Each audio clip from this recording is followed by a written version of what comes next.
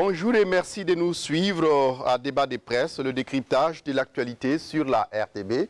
C'est chaque dimanche en direct à partir de 11h et c'est avec les meilleurs éditorialistes et analystes politiques de la presse au Burkina Faso. Ce dimanche, 3 sujets convoqués au débat. D'abord, ces manifestations des élèves de quelques établissements de la ville de Ouagadougou qui ont connu une escalade cette semaine avec le saccage du bureau du proviseur du lycée Philippe Zenda Kaboré et cet appel à l'apaisement du président du Faso depuis Paris qui est également monté au créneau pour condamner ces actes de violence.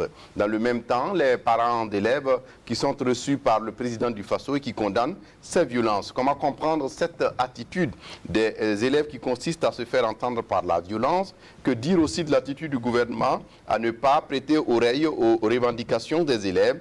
On en parle ce matin à Débat des Presses et à Débat des Presses. On parle aussi du discours sur la situation de la nation prononcé par le Premier ministre Christophe Dabiré le 20 mai dernier à l'Assemblée nationale. Un discours qui fait l'état de la situation de la nation, notamment la mise en œuvre de la feuille de route du Premier ministre. Que penser de cette photocopie de la situation nationale faite par le Premier ministre Christophe Dabiré? Est-elle fidèle aux réalités du terrain? On en parle dans le débat de presse avec nos invités et avec nos invités. Le sommet de Paris pour le financement de l'Afrique après Covid-19, 5 millions de dollars de francs CFA de promesses pour la relance des économies africaines mises à rude épreuve par le Covid-19, mais un sommet qui est assorti d'un non-engagement ou pour ne pas dire aucun engagement ferme. Paris sera-t-il le point de départ d'un New Deal?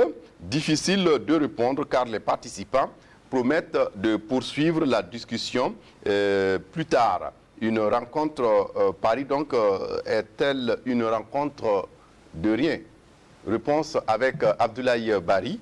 Il est journaliste indépendant, analyste politique. Bonjour Bari. Bonjour Fousseni, mesdames, messieurs, bonjour.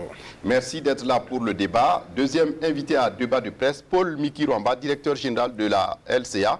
Bonjour Paul. Oui, bonjour Kindo et bonjour à tous. LCA, c'est la chaîne africaine. Merci d'être là pour le débat. Merci. Et troisième invité à ce débat, Albert Nagrego de Libre Info. Vous êtes le directeur de publication, vous êtes éditorialiste et analyste politique. Bonjour. Bonjour Fousseni. Et merci d'être là. Nous attendons d'un moment à l'autre Hyacinthe Sanou de Faso Tchèque qui va nous rejoindre d'ici là. Et Paul, on va revenir un peu sur ces violences des élèves qui ont connu leur paroxysme cette semaine, où on l'a vu s'étaler crescendo avec des destructions de biens privés et peut-être de biens publics également. Oui. Comment on peut expliquer ça? Alors, il n'y a pas d'explication possible, hein. Il n'y a pas de justification possible pour donc expliquer ce qui est arrivé justement en début de semaine avec ces actes de vandalisme dont nous avons tous été témoins et nous avons également été sidérés de voir qu'au lycée Philippe Zenda Kaboré, la situation a pris d'autres tournures avec le saccage du bureau du proviseur du dit établissement, ainsi également que de son véhicule. Alors, on peut donc dire tout de suite qu'on a quitté le cadre des revendications qu'on connaissait à travers justement ces marches, meetings, ces messages de protestation pour tomber malheureusement dans une situation donc de délinquance tout court parce que rien ne justifie ce qui est arrivé justement au lycée Philippe Zenda Kaboré. On se pose finalement la question légitime de savoir si ces actes de vandalisme répondent effectivement à cette volonté des élèves de s'opposer justement aux réformes qui ont été donc annoncées par le gouvernement. Moi je pense beaucoup plus à un règlement de compte. On a eu le sentiment ici que les élèves du lycée Philippe Zenda Kaboré en voulaient directement à leur proviseur ou en tout cas à certains membres de l'encadrement au niveau de ce lycée. Quand on regarde un peu ce qui s'est passé avec le saccage du bureau du proviseur, ils ont emporté, semble-t-il, le serveur de l'établissement et de l'autre côté, ils ont saccagé le véhicule justement du proviseur en question, soit disant que ce dernier avait dit que même avec 9,99%, aucun élève ne sera racheté. Donc de façon ramassée, c'est ce que je peux dire et je crois que ce comportement des élèves, je l'ai dit tantôt, rien ne le justifie, mais également il faut peut-être penser aux raisons qui ont amené les élèves à poser de tels actes. Je pense bien que ça va au-delà des réformes, ça va au-delà des propos tenus par le proviseur ou les autorités en charge de l'éducation. J'espère évidemment que l'enquête ouverte à cet effet va nous permettre donc de mieux connaître les raisons ou du moins même les auteurs de cet acte-là, parce que pour l'instant, on ne nous a pas encore présenté un ou deux élèves qui seraient justement auteurs ou complices de ces actes de vandalisme et qui ont sidéré tout le Burkina entier. Oui, pendant que nous accueillons Hyacinthe Sanou de Faso Tchèque. Hyacinthe, bonjour et bien arrivé. Et votre parent Barry certainement sourit. Et il se pose certainement la question de peut-être ce léger retard. Oui, Barry, on l'a vu, le saccage pratiquement de tout ce qui peut être la mémoire de l'établissement.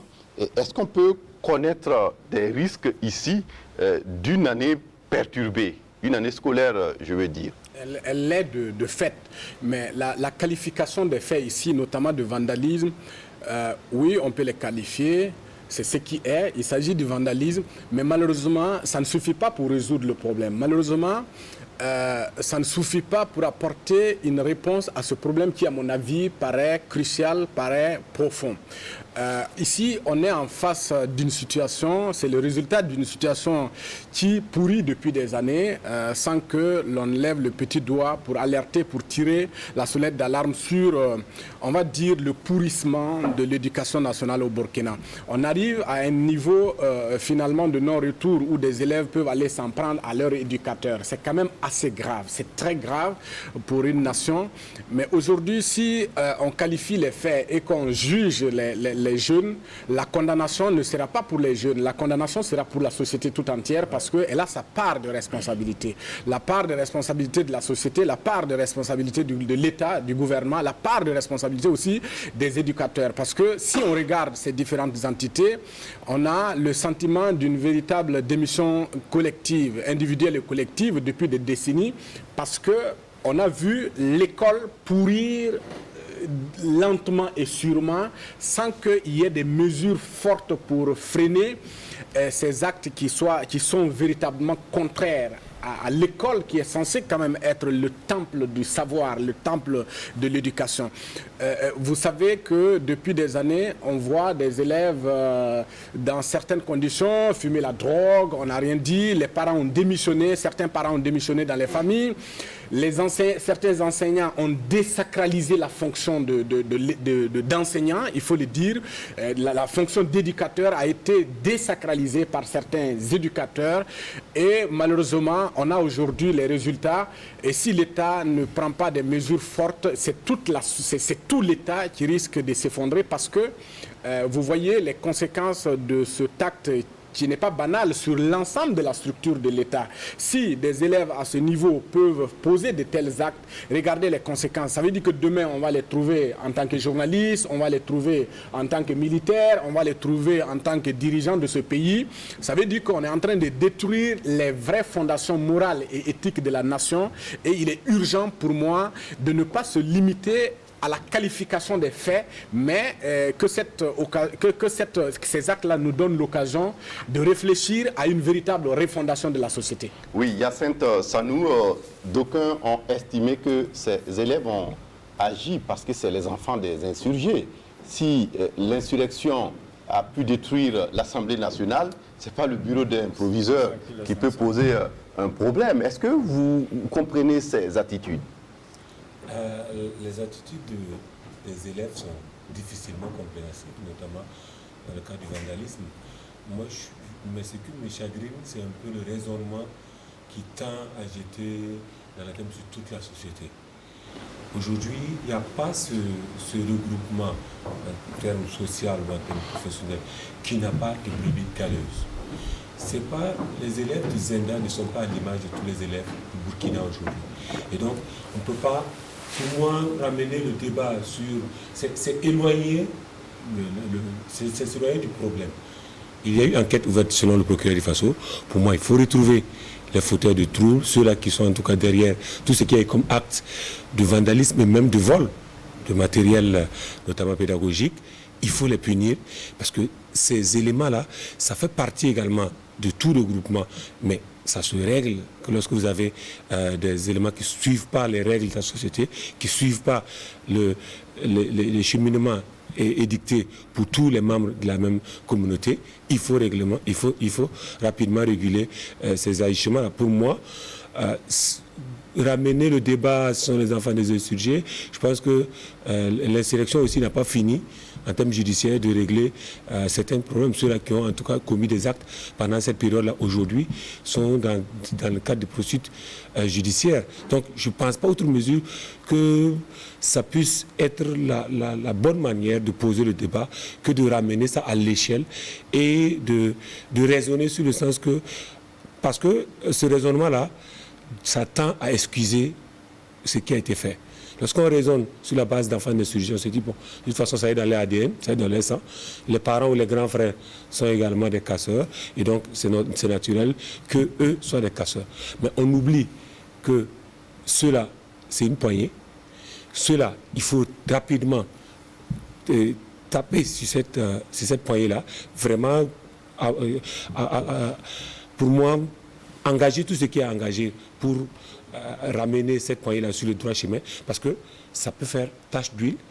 C'est l'impunité aujourd'hui autour de certains actes qui fait tache d'huile. Et donc, je pense que le débat est souvent mal posé lorsqu'on parle, parce qu'il y a l'émotion aussi grande en ligne de compte lorsqu'on voit certains actes, notamment le procureur et le proviseur du lycée qui est vraiment sur la base de certaines fausses informations qui est l'objet de... Je ne pense pas qu'un élève, quelqu'un ait suivi un cursus scolaire, que ce soit au Burkina ou ailleurs dans le monde, sans avoir des récriminations ou un ressentiment contre un enseignant en particulier ou contre un encadreur en particulier. C'est les éléments qui arrivent. Souvent, vous avez l'impression que celui-là a carrément l'intention de vous nuire ou est contre vous. Mais ce n'est pas pour autant que vous en venez à commettre certains actes envers lui. Mais est-ce que l'argument, Yacine Sanou, même l'argument qui consiste à dire que, supposons que ce soit vrai, ce que le proviseur a dit, celui qui aura 9,99 ne passe pas, mais est-ce que c'est difficile pour l'élève d'avoir 10? C'est une question que vous On dit la norme pour passer, c'est 10. C'est exactement c'est une question de règle. Le problème des revendications, ça dit qu'on revendique pour être médiocre. Mais ce n'est même pas comprendre le fonctionnement d'un établissement. Comment se règle la question de moyens? Est-ce que le proviseur, c'est le seul qui s'assoit et qui décide de qui peut passer ou non? Ça se règle dans le cadre du conseil de classe. Et donc, il y a tout un processus de validation au sein même des enseignants. Et donc, je pense qu'il y a, comme pour les réformes d'une manière générale, qui ont été très mal comprises, qui n'ont pas été même, qui n'ont pas pris le temps d'être assimilés par les élèves avant d'aller sur le plan, notamment sur la question de l'organisation du bac, sur la question même de certaines spécificités. Aujourd'hui, les actes sont posés avant de réfléchir. C'est tout simplement, moi, le sentiment que ça me reste. Oui, Albert Nagrego, il est vrai que Hyacinthe l'a dit, il y a les élèves du lycée, Philippe Zenda, mais on a comme l'impression que c'est circonscrit à peut-être 2 établissements, le Zenda et le Nelson, parce que pratiquement d'autres établissements dans la ville de Ouaga, dont on préfère taire le nom, ont pris des dispositions pour ne pas avoir leurs cours perturbés. Oui, tout à fait. Tout part de la cause également de ces manifestations. Hyacinthe a terminé tout de suite par les questions de réforme, qu'il qualifie peut-être de mal comprises ou pas assimilées également. Mais l'exemple que vous donnez, ça montre que parfois on se pose la question, est-ce qu'il n'y a pas d'autres raisons qui se cachent derrière ces manifestations-là? Ben, ce que je voudrais dire, c'est que les actes qu'on a pu constater au lycée Philippe Zenda, moi je ne mettais pas ça sous le dos de la société qui a démissionné ou des élèves qui sont trucs, parce que vous allez aller dans ce lycée, vous allez trouver des élèves qui sont très sérieux et qui travaillent et qui ne peuvent même pas vous fixer, et on va trouver que c'est un groupuscule d'élèves qui a causé cet acte-là. Mais ce qui est dommage, c'est qu'au Burkina, on ouvre toujours les enquêtes, mais on ne ferme jamais, on ne trouve jamais les fautifs. Le ministre Ouaro, il y a à peine 2 semaines, avait annoncé que des élèves avaient été appréhendés, et des manifestants avaient été appréhendés au lycée Zenda, et qu'il y avait des non-élèves parmi eux. La suite, jusqu'aujourd'hui, on ne sait pas. Cette affaire encore, si on ne fait pas attention, elle sera réglée de façon mouta-mouta, parce que vous allez voir qu'un jour, on n'en parle plus. On ne sait pas si le proviseur a été dédommagé ou pas, qu'est-ce qui s'est passé par la suite, on a trouvé les fautifs ou pas, on ne le saura jamais. Alors que moi, j'aurais aimé que dans cette situation, il y ait une thérapie de choc. Ça veut dire qu'on attrape ces élèves ou un griffe élève, on montre à l'opinion Et très rapidement, on passe à un procès pédagogique dans cette affaire-là que de vouloir assimiler, mettre l'affaire sur le dos de tous les élèves du lycée Zenda. Ça, je suis convaincu que à la limite, c'est quand même un groupuscule qui a posé ce acte-là. L'autre chose aussi, il faut aller très loin. Parce que de plus en plus, on nous dit que nos établissements sont devenus des lieux de consommation de drogue, des lieux de vente de drogue. Il n'y a pas très longtemps, moi, j'ai vu la gendarmerie qui a affiché sur sa page Facebook des élèves qu'ils ont appréhendés, à peine des élèves de 5e ou 4e, en tenue scolaire, qui avaient la drogue en leur possession. Bon, je me demande, les proviseurs aussi, qu'est-ce qu'ils font? À Fada, la police a montré qu'il y a la consommation de la drogue dans les lycées. À Banfoura, c'est pareil. À Ouagadougou, c'est pareil. Mais que les proviseurs aussi demandent à la police ou à la gendarmerie de faire des enquêtes. Si effectivement il y a des élèves qui sont vendeurs ou consommateurs de drogue au lycée, ou c'est des professeurs qui sont complices, je ne sais pas moi, ou le corps professionnel complice, mais qu'ils soient démasqués très rapidement et on le montre à l'opinion. Un procès est fait, ils sont condamnés. Mais quand on va passer le temps à dire que la drogue circule dans nos lycées, rien n'est fait. La drogue est consommée dans nos lycées, rien n'est fait. On va passer le temps à dire que non, c'est des élèves qui ne travaillent pas, qui ont eu tel moyen et qui veulent forcer les choses pour passer, rien n'est fait. On reste toujours sur les discours. On va se réveiller un matin de façon Il nous a même douloureuse. été rapporté que pendant les manifestations des élèves ces derniers jours, on a pu voir en possession de certains élèves des tasers ou encore des gaz lacrymogènes. Et si pratiquement des enquêtes sont ouvertes et ne sont pas fermées, ça pose problème. Justement, mais même si l'enquête est ouverte, quand vous attrapez, il faut un procès. On a vu encore les violences qui sont passées ces derniers jours avec la dame qui a été condamnée, je crois, avant-hier, à 5 ans de prison. Elle a été appréhendée la veille, le lendemain, son procès a eu lieu. On est dans une situation où on veut la vérité aujourd'hui. Est-ce que c'est réellement des élèves qui posent ces actes d'indiscipline ou c'est des infiltrés qui viennent poser ces actes d'indiscipline? Mais si vous les attrapez, s'ils passent aux aveux, on fait très rapidement le procès. Si ce ne sont pas des élèves, on laisse les élèves de côté. Si c'est des infiltrés, qu'ils répondent effectivement à leur forfait et qu'ils sont condamnés. On ne va pas passer le temps à dire c'est des élèves, ou bien à faire la nuance, c'est des élèves, c'est des infiltrés, parce que le proviseur lui-même n'est même pas sûr que ce soit des élèves du Zenda. Donc, il y a un problème, que la justice fasse son travail et nous dise. Mais il ne faut pas avoir peur de dire, oui, c'est des jeunes, si on les condamne aujourd'hui, ça va embraser la situation, ou encore des gens qui vont passer la nuit, aller voir d'autres personnes pour dire, il faut négocier, on va libérer les enfants. Il faut qu'on quitte dans ça, il est temps de quitter dans ça. Si on veut continuer à résoudre les choses, les problèmes en caressant dans le sens des poils, il ne faudrait pas qu'on soit étonné que ça va de mal en pis. Oui, enfin, moi je persiste et je signe, c'est un problème de société qui est posé ici. Ce n'est pas un livre d'histoire. On ne regarde pas dans un livre d'histoire. Nous avons étudié dans ce pays. Il y a 30 ans, est-ce qu'un élève osait porter la main sur son enseignant? Ce n'est pas possible. Est-ce qu'entre 83 et 87, tu pouvais oser aller vandaliser une école ou porter la main sur un enseignant? Et ce qui est arrivé au lycée Zenda, ce n'est pas un cas isolé. L'année dernière, avant ça, on a eu un peu partout dans le pays. Vous savez, l'enseignement a connu des réformes qui ont finalement dépouillé l'enseignant, on va dire l'instituteur par exemple, du rôle d'éducateur pour le confiner à un rôle de celui qui dispense des cours. L'enfant est le produit d'une société. Dans nos sociétés africaines, l'enfant appartient à la société et c'est à la société de l'éduquer. Vous voyez ces réformes. On a interdit aux enseignants, par exemple, de toucher à un enfant à l'école. Il fait du n'importe quoi, on le laisse en partie. Donc, finalement, l'enseignant, on le confine dans un rôle de celui qui dispense des cours, mais pas celui qui éduque l'enfant.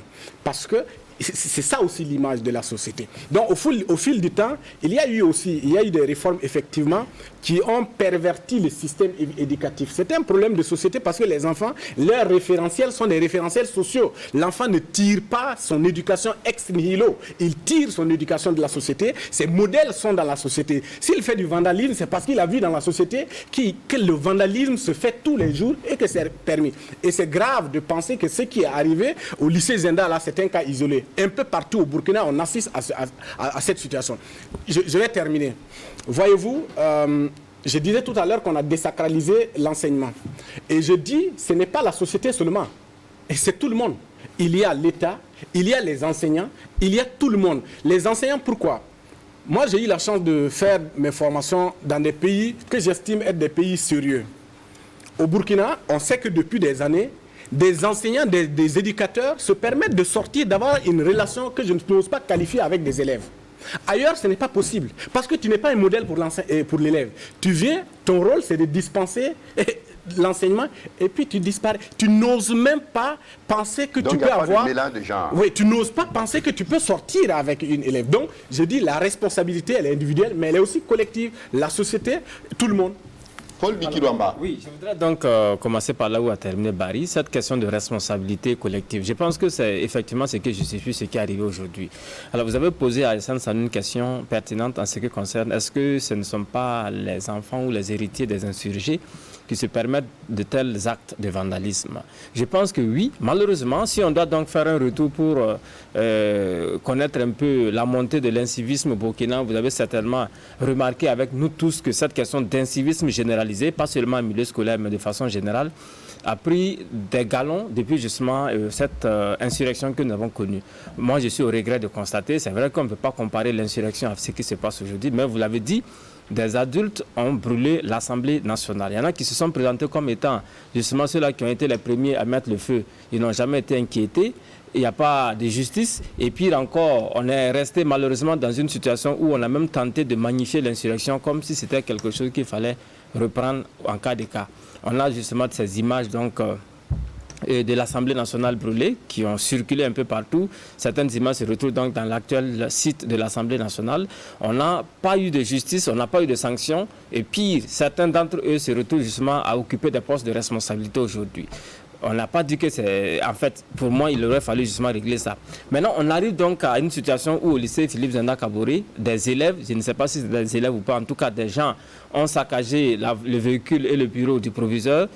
Albert l'a dit, on attend justement les conclusions de l'enquête, mais je pense qu'il faut aller très vite pour présenter justement ces auteurs-là, de sorte à ce que l'examen ne soit pas suivi par d'autres élèves ou d'autres acteurs un peu partout dans le pays. Parce que c'est comme ça, malheureusement, on évolue par analogie. Quelqu'un a posé un acte qui n'a pas été sanctionné et ça retombe malheureusement dans les oubliettes, donc on ne s'étonne pas que d'autres personnes reproduisent les mêmes actes. Donc nous sommes dans cette situation où je crois que un procès par rapport à ce qui est arrivé au lycée Philippe Zenda Kaboré, un procès médiatisé pourrait donc permettre donc, d'éviter la répétition de tels actes. Parce que là où nous sommes aujourd'hui, il ne faut pas s'étonner que demain, on ait des actes d'une plus grande gravité dans certaines autres situations. Albert. Non, en fait, je voulais commencer à dire, Barry, que la société a tellement évolué. Hein. Vous parlez des années 83 aujourd'hui, l'évolution technologique et puis l'évolution des choses également. Il faut accepter et puis suivre avec. Aujourd'hui, même en France, on voit des élèves qui agressent leurs professeurs. Parfois même, il y a des drames. Et donc, aujourd'hui, il faut craindre, parce que nous sommes encore au stade où on parle de consommation de drogue, de vente de drogue. Mais il ne faut pas oublier que nous sommes dans une période aussi, dans un contexte d'insécurité où, par exemple, les réseaux sociaux aujourd'hui constituent un véritable problème. Et ce milieu-là où on voit la drogue circuler, où la drogue se vend et qu'on ne parle pas, il ne faut pas être demain étonné qu'on retrouve des enfants là-bas qui deviennent peut-être des modèles insupportables. Je veux parler un peu du terrorisme ou des recrutements qui se font là-bas, parce qu'on sait très bien que ce milieu-là, que ce soit les proviseurs, que ce soit les enseignants également, ils savent pertinemment les risques qui se trouvent dans ce milieu-là. Mais personne ne parle. Donc il faut très vite essayer de contrecarrer la situation là pour ne pas que ça évolue. Mais moi je veux dire à Barry qu'il faut accepter que ces élèves-là, il y a encore des modèles. Il y a encore des élèves qui suscitent de l'admiration. Il y a des élèves qui travaillent. Et moi, aujourd'hui, je suis vraiment peiné qu'on prenne le cas de quelques individus pour vouloir généraliser avec... Surtout que pour ces élèves, la rumeur circule que certains n'ont pas la qualité d'élèves ou peut-être même... Certains ont des âges assez élevés pour être... Voilà. Manipulation. Oui. Oui, Barry et Yassine pour terminer. Enfin, me dire que la société a évolué, ce n'est rien dire. Ce n'est rien dire que la société a évolué. Et dire que ce n'est pas un problème d'ordre social, ce n'est rien dire. Franchement. Et personne dans ce Burkina ne peut dire qu'il n'y a pas de bons élèves. Mais nous assistons à une gangrène. Il y a le mal dans le système. C'est de ce mal que nous parlons. Personne ne dit... Je peux terminer? Oui. Vous nous permettez de terminer? Je peux terminer? Oui, allez-y, Barry. En fait, dire qu'il y a des bons élèves au Burkina, c'est tellement évident qu'il y a des élèves qui sont tellement brillants. Dire que c'est un problème de société, ce n'est pas condamner toute la société. Il y a tellement de bonnes familles ici où les enfants sont éduqués sur la base des valeurs. Mais dire que c'est un problème social, c'est reconnaître qu'il y a le mal dans une société et qu'il est nécessaire qu'on prenne les mesures pour corriger le mal. Tout à fait, c'est compris. Yacine Sanou. Je pense que c'est peut-être dans l'exemple que ça a été peut-être mal expliqué, parce que lorsqu'on nous renvoie dans une période donnée de 83-87, il est évident que pendant cette période, même les adultes ne pouvaient pas avoir un certain comportement. Alors, pour moi aussi, lorsque je parle de débat mal posé dans le cadre de renvoyer systématiquement à l'insurrection ou à autre événement social ou en tout cas politique qu'il y a eu au Burkina, c'est qu'on ne tient pas compte de certaines choses. Aujourd'hui, où est passée l'autorité de l'État? Quelle image renvoie tout ce qu'il y a comme gouvernant au Burkina?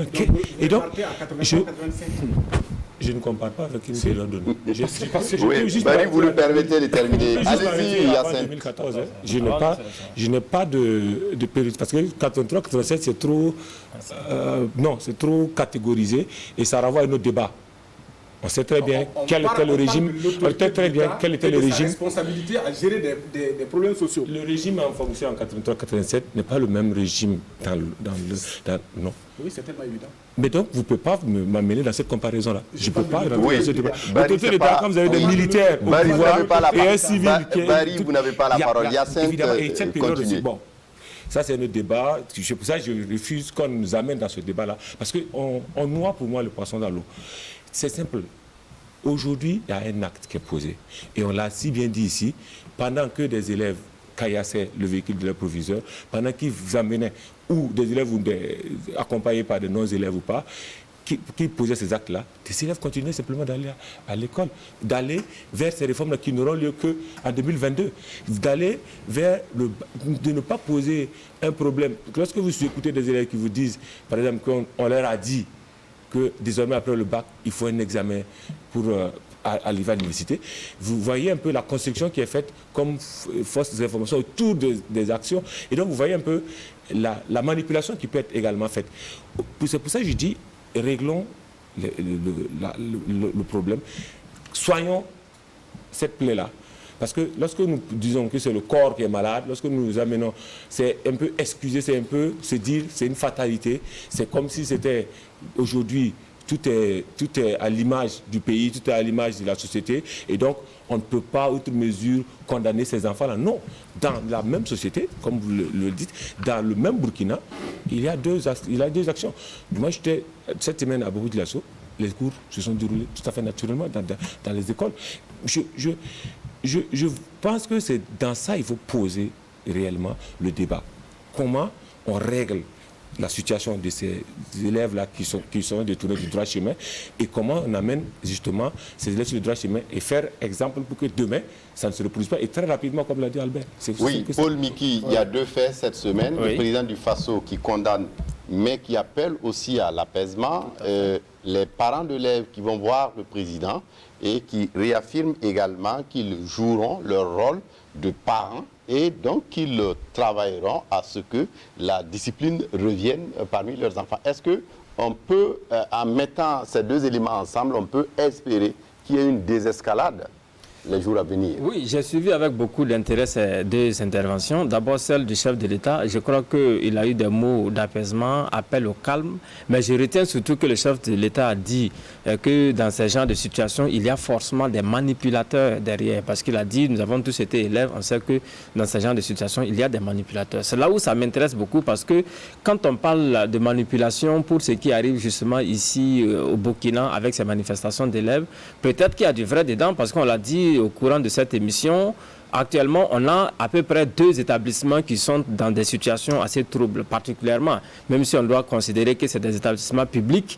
Disons également qu'il y en a beaucoup d'autres établissements publics qui sont dans une situation d'accalmie relative et dont les élèves continuent de prendre les cours normalement.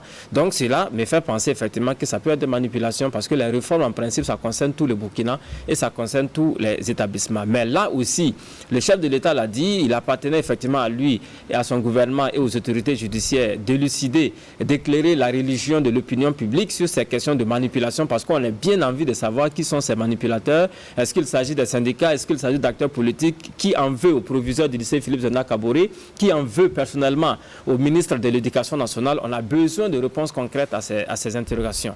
J'ai suivi également cet appel des parents d'élèves qui ont condamné les actes qui sont intervenus, qui ont exprimé leur soutien effectivement à la bonne marche du système éducatif, mais qui prennent un tout petit peu de réserve en ce qui concerne justement ces réformes. Idem pour les syndicats aussi. Disons-le, les syndicats également ont mis un peu de réserve, même si les syndicats ne parlent pas du même langage en ce qui concerne justement ces réformes qui seraient justement le point de départ officiellement présenté de cette crise que nous connaissons au niveau donc de l'école burkinabé depuis un certain temps. Mais je voudrais juste terminer aussi par ce qui est arrivé au lycée Nelson Mandela. On a beaucoup parlé du lycée Philippe Zenda Kaboré, mais je crois que ce qui est arrivé au lycée Nelson Mandela me semble beaucoup plus grave. C'est vrai qu'il n'y a pas eu d'acte de vandalisme, pas de saccage donc de véhicules, mais des informations qui nous parviennent. Les élèves ont éconduit leur proviseur du lycée Nelson Mandela hors de l'établissement avec interdiction d'y remettre les pieds. La situation dure depuis plusieurs jours. Je crois que sur les antennes de la RTB, c'est le directeur régional du centre de l'éducation qui est venu expliquer cela et il a dit bon, à la limite, on est impuissant face à cette situation. Et l'administration donc a levé le camp, le lycée est fermé depuis un certain temps. Moi, je me pose la question de savoir, dans un état de droit où il y a des autorités, où il y a la justice, où il y a la police, comment est-ce qu'on peut donc avoir une telle situation sans que personne ne réagisse et on laisse faire? Ça prend du temps, les élèves ont raison sur toute la ligne. Je suis inquiet, moi. Oui, on va essayer de poursuivre. Oui, on va essayer de poursuivre parce qu'on est à 30 minutes de débat et il y a d'autres sujets également. Oui, 30 secondes. Enfin, je pense qu'il est important que je précise ma pensée parce qu'elle n'a pas été comprise. Lorsque je qualifie les actes de vandalisme, il est clair. On sait ce que prévoient les lois et règlements du Burkina en cas de vandalisme. Je vais dire par là sans le dire qu'il est important que ces actes-là soient punis conformément aux lois et règlements du Burkina Faso. Mais je dis que ça ne suffit pas. Le problème, c'est un problème de société. Il va falloir aller au-delà de la condamnation des élèves. D'accord, on aura le temps de revenir certainement là-dessus. Albert Nagrego, le 20 mai dernier, le Premier ministre Christophe Dabiré était face aux députés où il a donné une photographie de la réalité du Burkina. Il a parlé notamment de la santé, de la sécurité, de l'économie, de l'éducation dont on parle ici. Tous ces domaines qui sont fortement éprouvés aujourd'hui par la double crise sécuritaire et sanitaire. Est-ce que vous l'avez suivi? Est-ce que vous pensez que la photocopie qu'il a donnée est réaliste par rapport à la réalité que les populations vivent ici au Faso? Naturellement, on peut l'apprécier selon. Aujourd'hui, vous allez trouver ceux qui disent que c'est réaliste, mais il y a ceux qui trouvent également qu'il y a eu beaucoup d'insuffisance dans ce qui a été dit. Elle peut ne pas paraître forcément réaliste parce que la réalité, c'est tout autre chose encore sur le terrain. On attendait beaucoup mieux des explications concernant surtout le social, vous l'avez si bien dit. Aujourd'hui, quand vous écoutez un peu à gauche, à droite, on vous parlera également du coût de la vie qui est en train de grimper. On vous parlera également du prix du maïs sur le marché. On vous parlera également du prix du riz ou encore des hydrocarbures qui sont en train d'augmenter. Et quand on prend le côté social, santé, vous le dites très bien, là aussi, il y a beaucoup à dire parce qu'il n'y a pas longtemps, on a suivi sur les chaînes de télé un reportage à l'hôpital Yalgado où c'était catastrophique, si on peut le dire, permettez-moi l'expression, parce que quand on voit des malades qui sont couchés à même le sol, et c'est le corps en ces choses, le personnel soignant qui décrit la situation et qui n'est pas du tout reluisante. Et vous voyez à Bobo Dioulasso également récemment avec cette affaire de cuisine qui a posé problème à l'hôpital Sourousanou. Et même au-delà de la cuisine, vous avez vu la question d'eau également qui pose problème dans un CHU comme celui de Bobo Dioulasso. À Fadangourma, on a vu le CHR également qui était au menu de manifestation. Donc on peut bien dire que il peut avoir la gratuité des soins pour les enfants de 0 à 5 ans, pour les personnes indigentes, comme le Premier ministre l'a dit dans son discours, et il se félicite. Mais il faut reconnaître également qu'au niveau des infrastructures, beaucoup reste à faire parce que ce n'est pas véritablement au niveau des attentes des populations. Et il y en a beaucoup, même dans les provinces, vous allez retrouver des CMA qui ne fonctionnent pas du tout. Question d'imagerie, question également du personnel soignant. Vous allez retrouver des CSPS qui sont presque fermés également. Et on attend beaucoup plus la réhabilitation de ces infrastructures-là. On a vu l'année dernière, à la fin du mandat, des ambulances qui ont été données. Mais aujourd'hui, si vous faites l'état de lieu de ces ambulances, beaucoup vous diront que ces ambulances-là sont déjà hors d'usage. Mais il n'y a pas que des ambulances, mais aussi tout ce qui accompagne également le personnel soignant pour pouvoir faire face à la situation. À Ouaïguia, c'est pareil. Il n'y a pas longtemps, je crois même que c'est la RTV qui avait montré le CHL. Ouais, ce n'est plus CHL, c'est devenu SU, je pense. Si j'ai bonne mémoire, c'est devenu SU. Vous avez vu il n'y a pas longtemps, je crois que c'est la RTV qui a montré également cet hôpital-là aussi qui est malade, qui souffre beaucoup, problème de moyens pour travailler. Et donc, aujourd'hui, si vous posez la question, est-ce que c'est la photocopie réelle de la situation, j'ai tendance à dire que je ne suis pas sûr que c'est la photocopie réelle. D'accord, oui, et Yacine Sanou, on l'a vu aussi lors de ce discours sur la situation de la nation, Christophe Dabiré a laissé savoir que bientôt peut-être le Burkina Faso va se lancer dans la vaccination contre le Covid-19, alors que le pays a longtemps tergiversé là-dessus. Vaccineront pas. Finalement, il dit qu'il se pourrait que ça se passe. Je pense que là, depuis quelques semaines maintenant, c'est bien abouti. Depuis que, en tout cas, on sait qu'il y a des doses, notamment qui sont destinées au Burkina et qu'il y a des actions qui sont menées dans le cadre de la préparation des efforts de vaccination. On sait bien que ça va arriver maintenant. Comme on le dit, c'est tout à fait volontaire. Le débat maintenant sur la volonté ou non des uns et des autres à se faire vacciner, ça je pense que c'est tout à fait libre, on n'obligera jamais quelqu'un à laisser faire vacciner. Donc je pense que ce n'était pas un scoop outre mesure, en tout cas dans le cadre de ces discours sur la situation de la nation. Mais pour moi, dans le fond, le discours a fait une bonne photographie du moment, en touchant véritablement tous les secteurs. Bien sûr, on ne peut pas être exhaustif sur tous les points. Naturellement, on est obligé, dans un temps limité, de camper certaines situations. En tout cas, dans le fond, on a fait le tour d'horizon de ce qui va et ce qui ne va pas au Burkina avec le Premier ministre. Maintenant, c'est dans la forme qu'il y a certainement beaucoup de choses à redire, notamment sur cette posture-là du ministre d'État qui, donc, comme le dirait un certain chargé de communication zimbabwéen, se reposait les yeux à l'Assemblée nationale.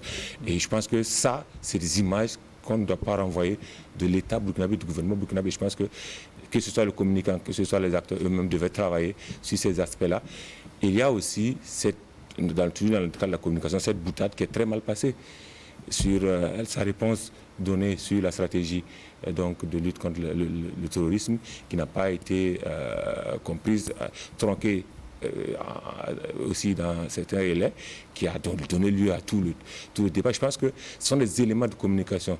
Je dis tout de suite sur ce plateau que je suis tenté de dire que le Premier ministre ne mérite pas la moyenne.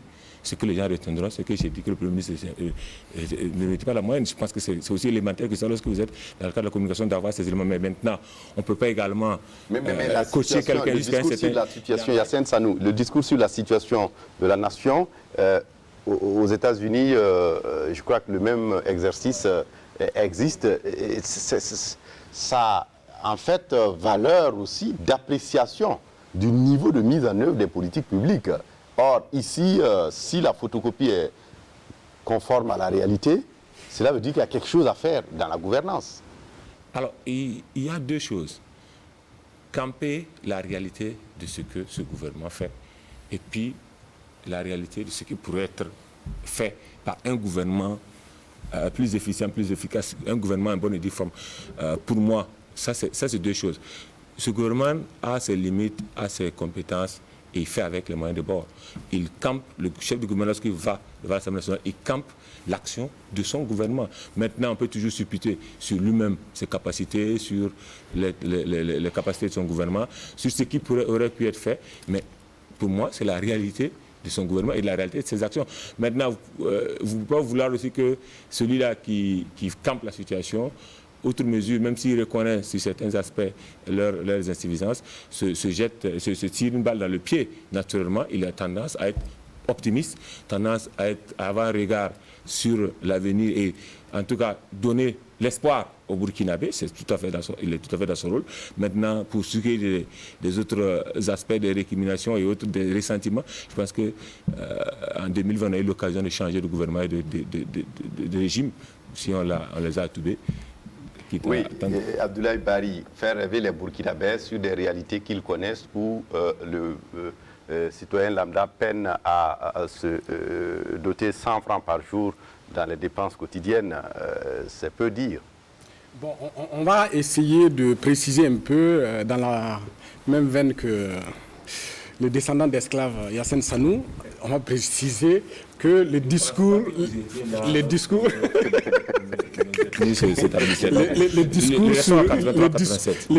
sur l'état de la nation, vous avez dit tout à l'heure sur les États-Unis, sauf qu'aux États-Unis, il y a deux discours. Il y a le discours sur l'état de l'État qui est prononcé par le gouverneur.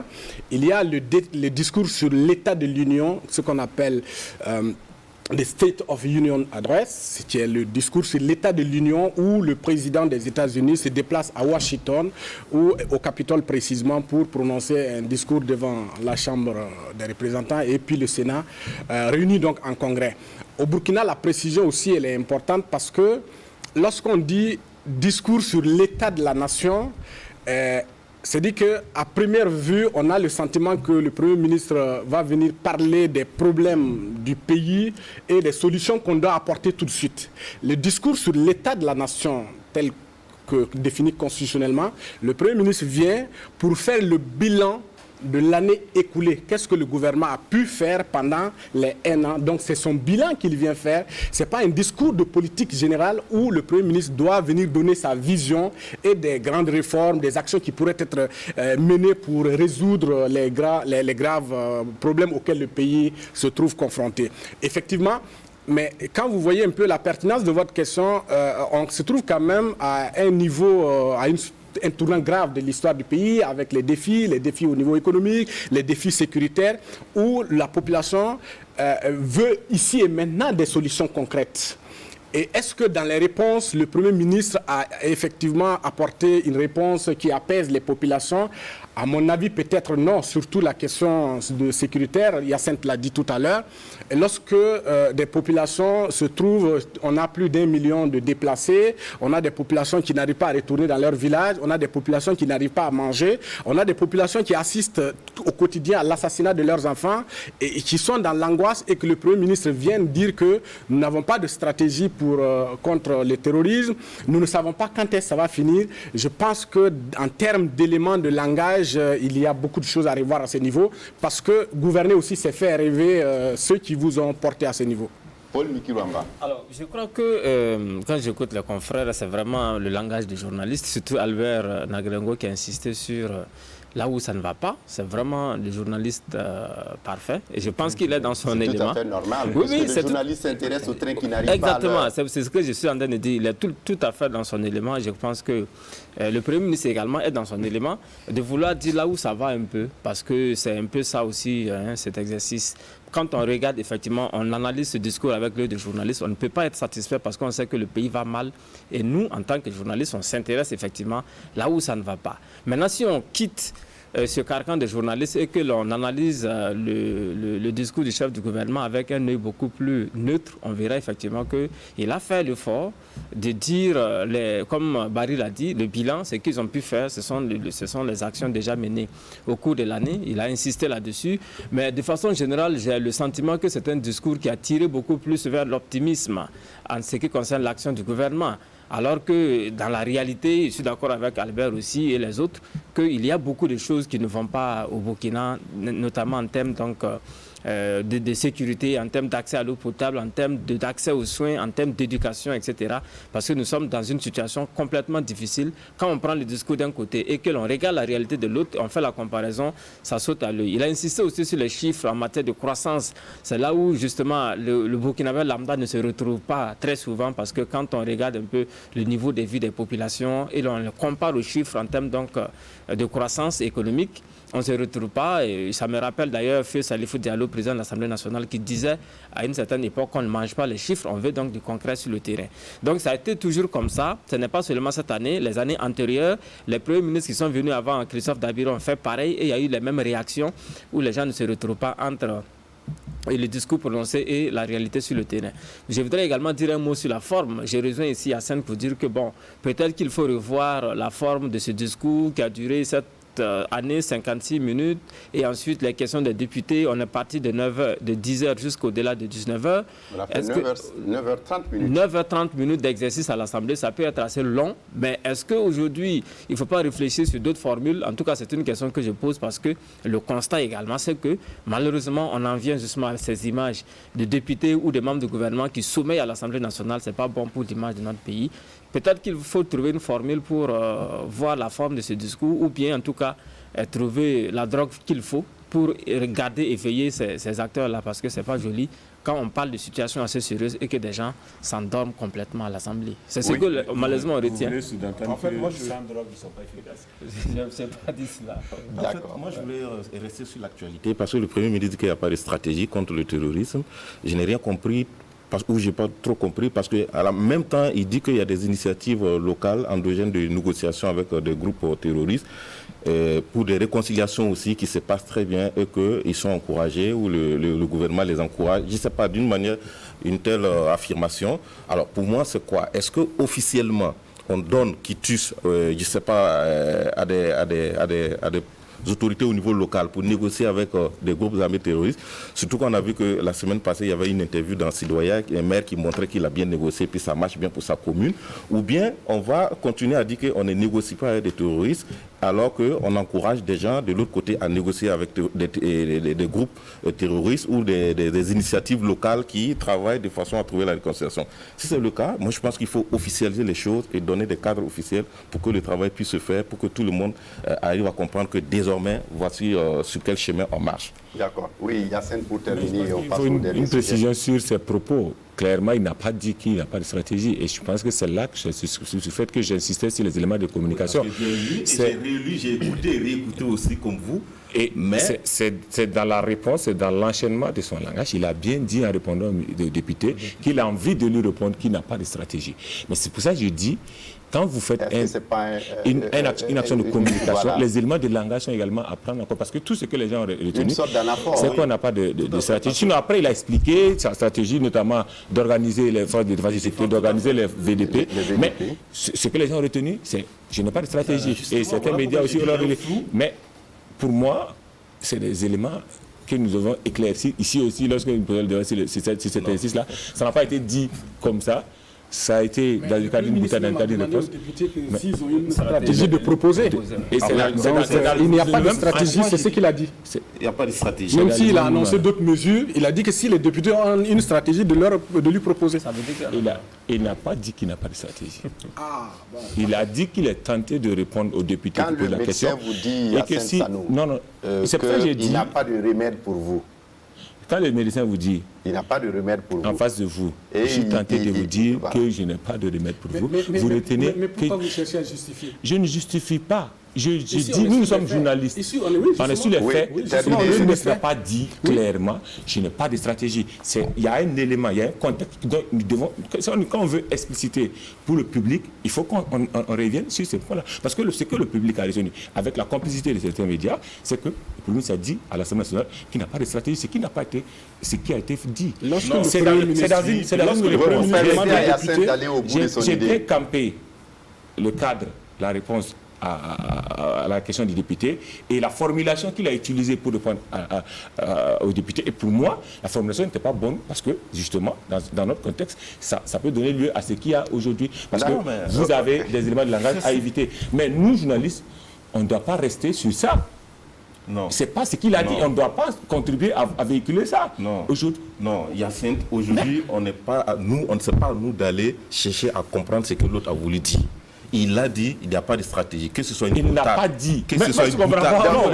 Je dis parce qu'il a dit plus loin, on sent qu'il se rattrape. Parce que plus loin, on sent qu'il se rattrape en disant que sa stratégie, c'est organiser les forces de défense et de sécurité. Il dit encore que c'est organiser la défense du territoire. On sait qu'il se rattrape sur toutes les plateformes. Même si ça a été un lapsus, on va en parler. S'intéresse aux faits. Mais je pense qu'il y a l'un qui parle de communication, il y a l'un qui parle de communication, l'autre parle de journalisme. Donc on ne peut pas se comprendre. Le communicateur, c'est pour le journaliste, c'est pour on va aller rapidement au dernier sujet de débat. Yacine, vous n'avez plus la parole. Albert, vous n'avez plus la parole. Et c'est Barry qui a la parole. Barry, on va aborder le dernier sujet. notamment le sommet de Paris sur la relance des économies africaines, durement ébranlée par les conséquences de la crise sanitaire. Il était annoncé 100 milliards de dollars pour aider les pays africains, mais au finish, la rencontre s'est conclue sans un nouvel engagement vraiment financier, et les participants promettent de poursuivre encore les discussions avec le Fonds monétaire international et avec d'autres pays riches. Est-ce que Paris a été une rencontre pour rien? On est tellement habitué à des rencontres pour rien que finalement, vous voyez, il y a des engagements. Mais l'Afrique, on est habitué à des engagements creux que finalement, on ne peut plus courir le risque de croire à ces grandes décisions-là qui sont prises lors de ces sommets à grand renfort de publicité médiatique. Qu'est-ce qui est arrivé à Paris? Macron, je pense que lui, puisque ici il est question de ce qu'ils ont appelé les droits de tirage spéciaux qu'on doit permettre d'avoir au niveau du FMI. On va expliquer ça peut-être en français facile. Les droits de tirage spéciaux, on va prendre les FMI comme étant une entreprise. Et dans une entreprise, il y a des actionnaires. Les actionnaires, c'est en fonction, les actions, c'est en fonction de la capacité financière de chacun. Donc ici, les droits de tirage spéciaux, là, c'est de permettre à chaque pays de pouvoir de façon exceptionnelle et tirer quelque chose dans les réserves là au niveau du FMI. C'est vrai que c'est sous forme de papier, mais c'est convertible en devises, notamment en dollars, pour qu'on puisse avoir de la liquidité et financer notre développement face à cette situation de Covid et d'autres défis, notamment liés au développement sur le continent. Donc, je pense qu'ils ont ces droits-là, ça doit permettre d'avoir plus de 154 milliards, mais ici on parle de dollars, c'est pas en CFA. Et lorsqu'on essaie de diviser ça un peu, l'Afrique doit avoir 33 milliards de dollars et l'Afrique subsaharienne doit avoir 24 milliards de dollars. Et la France, à elle seule, devrait donc, parce que la France est quand même la 5e puissance mondiale, doit avoir 34 milliards, c'est-à-dire que un peu plus même de la part de toute l'Afrique là. C'est une bonne chose. Mais maintenant, moi, et puis, dont les négociations doivent se poursuivre, la France a donné son OK. Donc, lors du prochain sommet du G7, qui doit se tenir donc sous la présidence britannique, la France a décidé de poursuivre le plaidoyer au niveau des autres pays, notamment l'Allemagne et les États-Unis, pour leur permettre de remettre leur part là à l'Afrique pour qu'on puisse financer le développement de l'Afrique. Mais sauf que ici, mon problème, c'est quoi? Le développement de l'Afrique aujourd'hui se trouve même paralysé, hypothéqué par des conditionnalités assassines au niveau du FMI, le Fonds monétaire international, disons d'une manière générale, des institutions de Bretton Woods. Parce que vous voyez, si on veut aider l'Afrique, il faut annuler la dette ou rehausser le niveau de plafonnement donc de la dette. Aujourd'hui, les pays africains ne peuvent pas, à partir de leurs propres ressources là, financer leur développement sans faire appel à la dette. Or, on dit à nos pays, vous ne pouvez pas dépasser, en tout cas selon les règles du FMI, vous ne pouvez pas dépasser 70% du niveau d'endettement. Et puis il y a aussi la question du déficit budgétaire qui pose un problème où on contraint nos pays à ne pas dépasser le plafond de 3%. Ça veut dire quoi? Ça veut dire que si demain le gouvernement burkinabé décide de financer la route à partir par exemple d'un pays comme la Chine, de financer pour bitumer la route Ouaïguia-Tougan que nous souhaitons vivement, ça veut dire que c'est très difficile. Ça veut dire que bon, Tougan, c'est un nom l'outil de Ouaïguia. Tougan-Ouaïguia, parce que bon, les gens de Ouaïguia ont envie d'aller à Bobo du Lasso alors qu'il y a 90 km qui ne sont pas bitumés. Ça veut dire que si demain...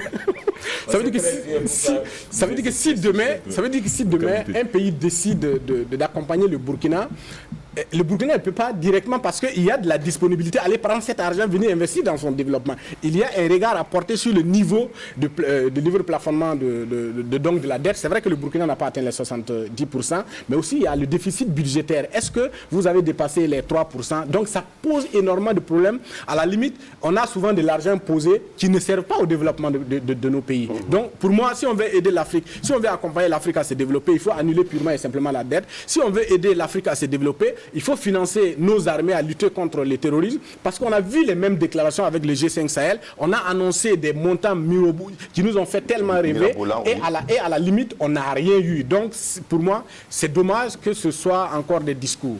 Oui, Paul Mikuramba sur Paris. Je pense que c'est simplement une mendicité internationale qui malheureusement entretient la dépendance des pays africains parce que c'est vrai, on a entendu le président Emmanuel Macron dire que c'est pour faire la relance économique après Covid-19. Et puis également aider les économies africaines à décoller et éviter le surendettement comme Barry l'a si bien expliqué. Mais moi je vois cela comme une forme justement d'aliénation une fois de plus des États africains. Voyez-vous, ils étaient 17 en Afrique à se rendre à Paris, à travers les chefs d'État notamment, pour donc aller à cette rencontre. Mais les chiffres également nous montrent que sur les droits de tirage spéciaux, environ 33 milliards de francs CFA pour l'Afrique, il y a à côté de cela un rapport des Nations Unies également qui montre que 88 milliards de dollars sont annuellement également extirpés de l'Afrique vers d'autres continents, notamment l'Europe, l'Asie, à travers justement la fraude fiscale, à travers tout ce qu'on peut imaginer comme détournement de fonds. Donc je crois que les chefs d'État aujourd'hui, de façon souveraine, devraient se concentrer pour éviter ces fuites de capitaux. C'est beaucoup plus important que ces miettes que nous mendions régulièrement à travers justement les endettements. Et qu'on n'est même pas sûr d'avoir. Et qu'on n'est pas sûr d'avoir et qui sont très souvent orientés vers des secteurs identifiés par le donateur. D'ailleurs, de façon caricaturale, on peut dire que lorsqu'il y a un appui budgétaire, lorsqu'il y a une aide ou un endettement, très souvent les secteurs sont bien identifiés comme Barry l'a dit et bien souvent c'est pour aller acheter encore des produits qui sont fabriqués en Europe ou en Asie. Donc c'est comme un cercle vicieux, infernal dans lequel nous sommes malheureusement plongés depuis des années, depuis les indépendances. Je pense que la meilleure formule c'était que les États africains s'organisent pour sortir justement de ce cercle vicieux en faisant en sorte justement que les capitaux restent au pays en Afrique plutôt qu'on se retrouve donc avec 88 milliards de dollars chaque année qui sont rapatriés vers d'autres pays de façon frauduleuse. Oui, Yassine Sanou. Alors déjà, je suis tenté de dire qu'entre 83 et 87, le discours était plus clair. Il faut annuler la dette. C'est simple.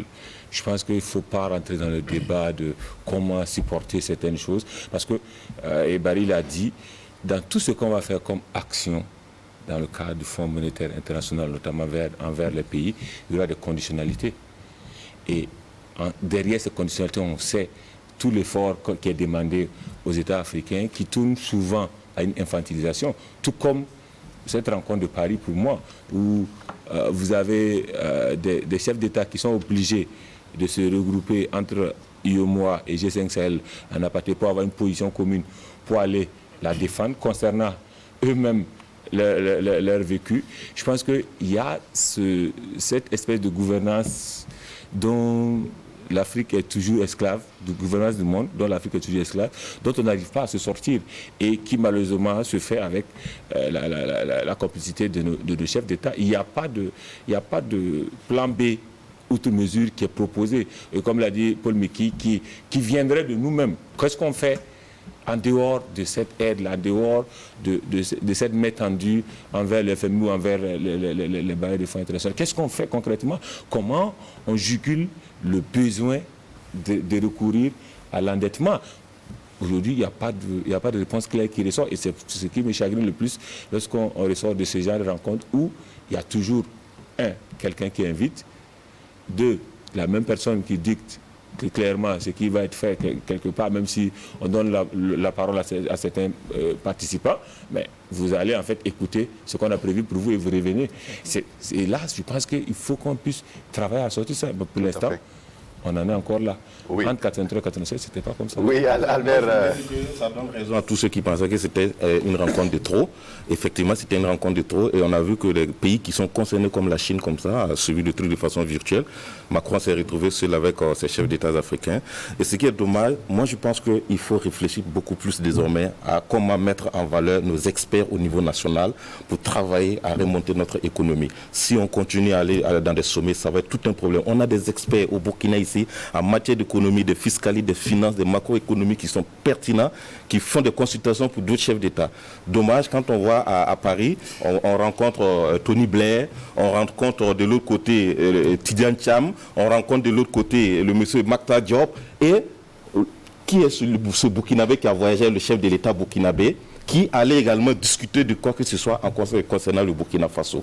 On retrouve notre chef d'État avec sa délégation classique qui se retrouve au sommet en train de faire également des sommets des G5 Sahel, des mini-sommets des G5 Sahel, des mini-sommets de l'UEMOA, des mini-rencontres également, des rencontres, si on peut le dire, B2B. Donc, il faut penser à des stratégies. On a aujourd'hui des gens qui ont fait les institutions internationales, qui ont fait des grandes banques au niveau international, qui sont à la retraite aujourd'hui ou qui ont constitué des cabinets au Burkina et qui travaillent et qu'on ne met pas suffisamment en valeur. Moi, ça me chagrine de voir la dernière fois le Premier ministre qui félicite l'ancien DG du Trésor, Moumouni Yakambari, qui a été recruté par Expertise France pour envoyer en RDC comme un expert de haut niveau. Et le chef du gouvernement burkinabé félicite cela, tout en oubliant que c'est un oiseau rare. On a laissé une perle rare, partie ailleurs, et on félicite. Donc, ça veut dire qu'il faut repenser, il faut qu'on s'asseye, prendre conscience qu'on a de la matière ici pour travailler ensemble. Il est midi, peut-être 30 secondes pour conclure. Oui, dans la même veine, je pense qu'il est important qu'on évalue aussi notre partenariat avec l'Occident. En 1998, on a convoqué nos chefs d'État pour partir, pour ouvrir l'espace démocratique, le multipartisme. On a vu ce que ça donnait. Au lieu de...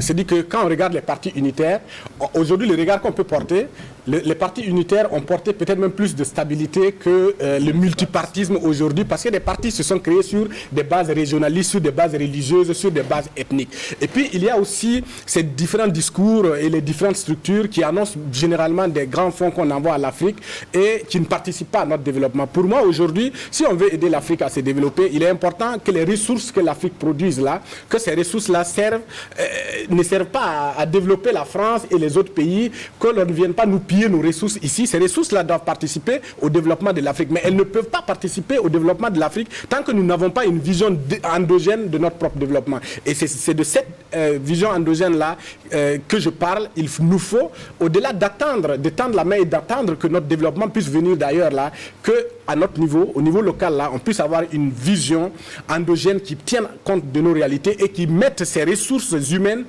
en branle pour apporter le développement à l'Afrique.